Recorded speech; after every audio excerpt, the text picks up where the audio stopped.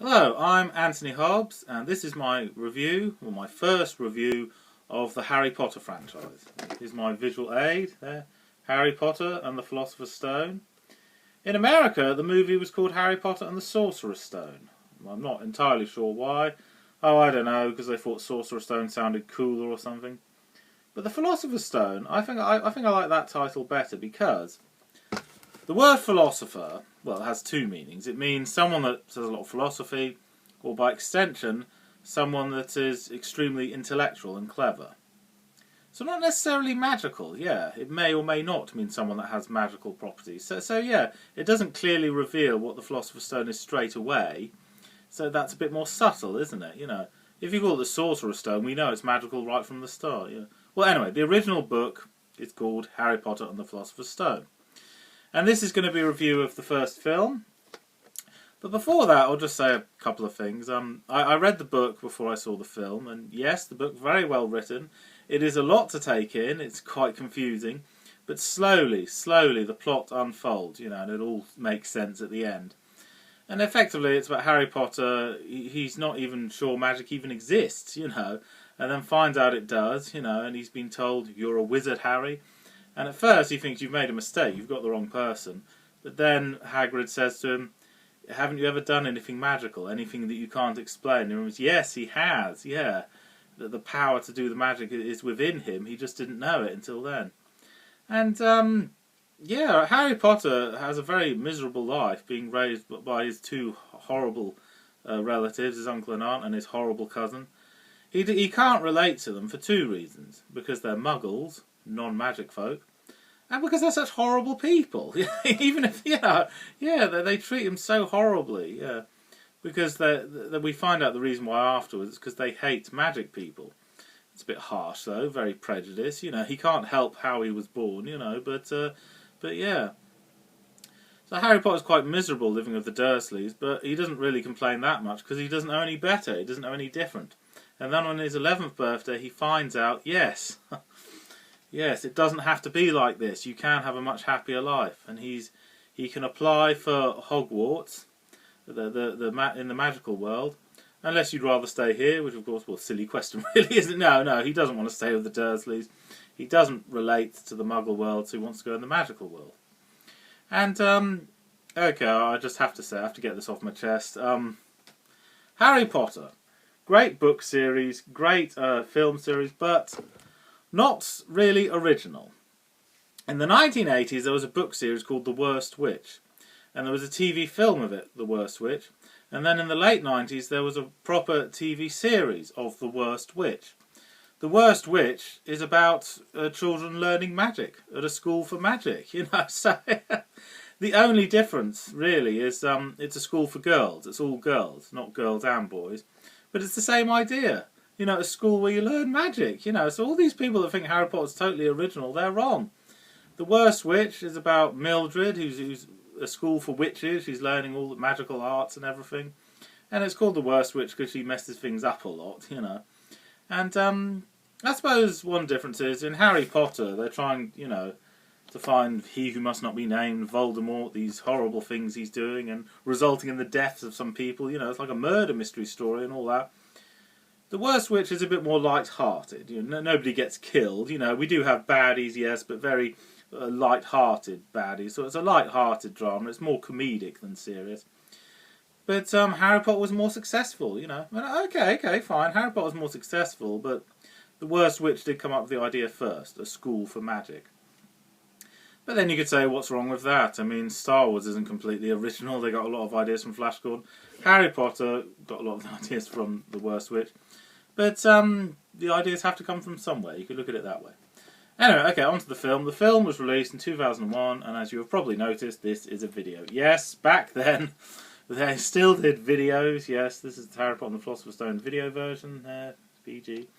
But then, I think it was around about 2004 that videos became obsolete, you know, and it was just DVDs.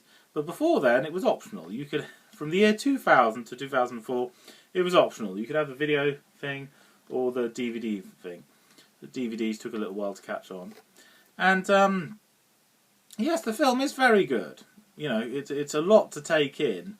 And but yes, it works well. You know, I thought it might be about 3 hours long because it's so much to take in. But no, they managed to cut it down to 2 and a bit hours. Yeah, and Harry Potter. One thing I didn't quite understand when they go to the Hogwarts Express, so teleport through platform 9 3/4.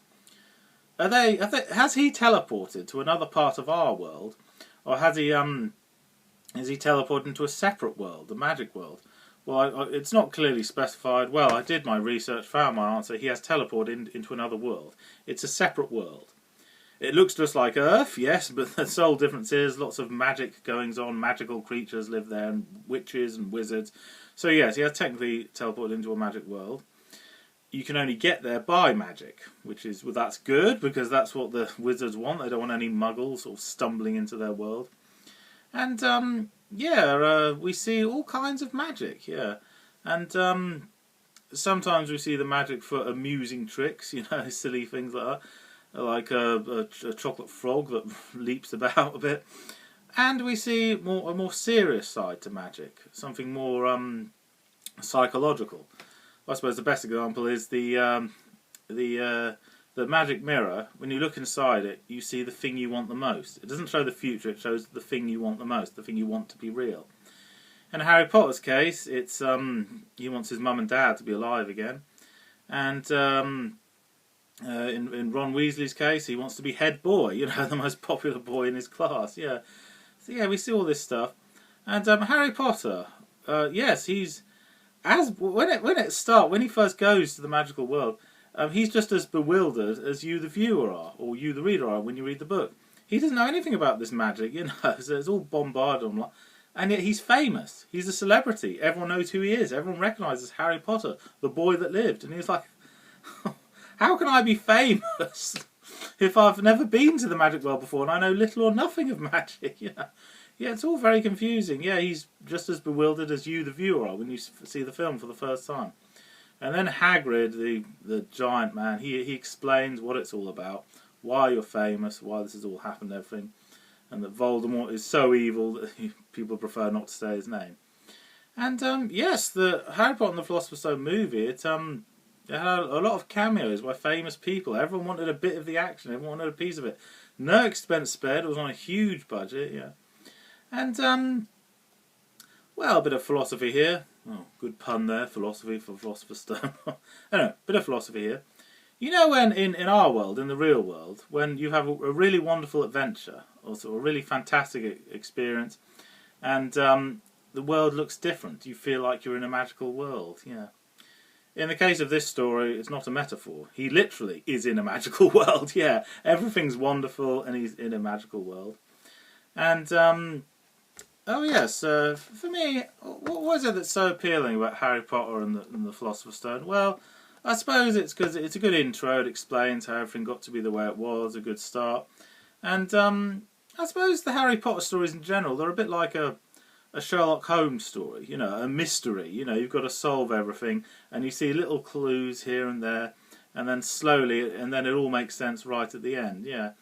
And yes, Harry Potter, even though, as I said before, he's a beginner, doesn't know anything about magic, but he knows Draco Malfoy is a bad one. Yeah, he knows he's a bad guy, and that's nothing to do with magic, it's just his powers of observation. Yes, he's a good judge of character. He knows Draco Malfoy is a bad boy. So bad, in fact, that he doesn't think his cousin Dursley's horrible anymore. No, because, yeah, Draco Malfoy is much worse, yeah. So his cousin isn't so bad compared to him. And, yes, Harry Potter and his two great friends, Ronald and Hermione, very clever. They work out all these plans. And something else, the weird thing is, not just in Harry Potter, but in other kids' books as well, sometimes the children are the clever ones, and the adults are perceived as stupid. Because they don't know what to do, they don't know how to solve this problem of the Philosopher's Stone, so the children put it upon themselves to solve the mystery, to sort it out, yeah. Oh, they do try and get help from the adults at one point. They ask Professor McGonagall, they say, we know about the Philosopher's Stone, but she says, no, don't worry, that's all sorted, you don't have to worry about that. So the children put it upon themselves to solve the mystery and sort it out. So the adults are perceived as stupid, and some of them not stupid, no, just a bit very set in their ways. Everything's by the book and all that. But I think, yes, kids like that. They like the idea of being made out to be cleverer than the grown-ups, so that's why the stories are appealing to children. And yes, the free kids are very clever. They work out all these clues and everything on the trail. They find more clues, but sometimes the clues give them a false trail. Here we have back here a picture of a Quidditch match. There's Harry Potter playing Quidditch. Now, during the Quidditch match, they see Snape cursing Harry Potter's broom. So they think he's a bad one. He's after the Philosopher's Stone. They later find out he's not cursing Harry Potter at all. He's counter-cursing it. Somebody else is cursing his broom. Yes. So yeah, it all makes perfect. It makes you think one thing, a bit misleading, and then you realise what really happened right at the end. And we get to meet Voldemort, or a strange version of Voldemort. He has these different forms, yeah. And we finally find out how you can get access to the